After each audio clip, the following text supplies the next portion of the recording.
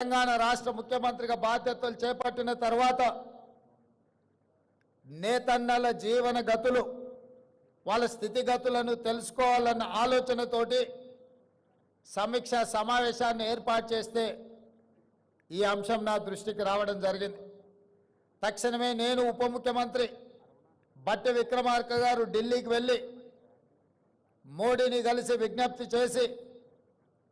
ఆ తర్వాత కేంద్ర మంత్రివర్యులు పీయూష్ గోయల్ గారిని కలిసి ఈనాడు మా రాష్ట్రంలో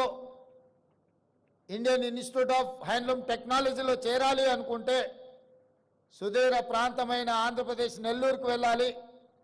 లేదా ఒడిశా రాష్ట్రానికి వెళ్ళాలి,